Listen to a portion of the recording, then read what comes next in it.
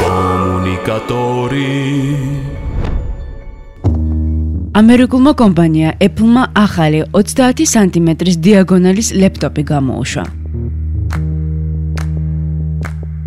კომპანიის წარმომადგენელთა თქმით, მოდელი მსოფლიოში ყველაზე თხელ ტექნოლოგიას წარმოადგენს, რადგან მისი სისქე 13 მმ-ს შეადგენს.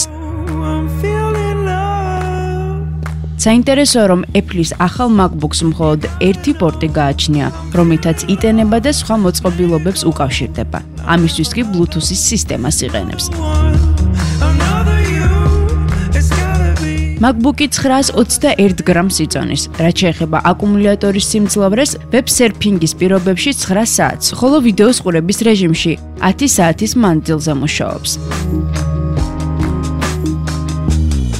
ტექნოლოგია გაყიდვაში 10 აპრილს გამოვა და სტანდარტული მოდელი $1300 ამერიკულ გაიყიდება.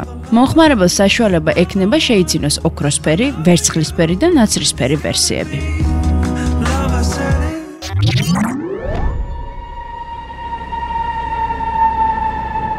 შვეიცარიელი მეცნიერების მიერ შექმნილმა ერთადგილიანმა თვითმფრინავმა Solar Impulse 2-მა სტარტი აბუ-დაბიდან აიღო და შემდეგი 4-5 თვის მანძილზე მსოფლიოს შემოუფრენს.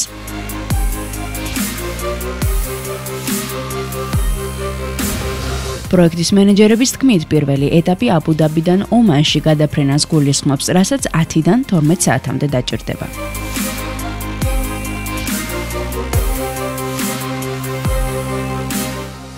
Solar Impulse 2-ის ფრთებზე მზის ბატარეებია მოთავსებული, რომელიც ლითიუმის იონურ აკუმულატორს მოხტავს და ღამის საათებში ფრენის საშუალებასაც იძლევა. მზის ენერგია კი სავსებით საკმარისია იმისთვის, რომ თვითმფრინავი დღე და ღამე ცაში იყოს. 4-ძრავიან აპარატს 8500 მეტრის სიმაღლეზე საათში 140 კილომეტრის დაფარვა შეუძლია და ავტოპილოტის რეჟიმსაც ითვალისწინებს.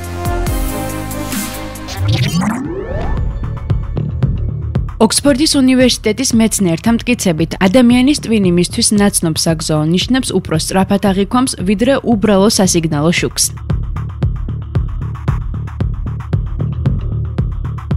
ამ მოსაზრებაზე დაყრდნობით მათ ველოსიპედებისათვის წინა და უკანა ფარები Brainy Bike Lights გამოუშვეს, რომლებსაც ველოსიპედისტის მანათობელი საგზაო ნიშანია გამოსახული.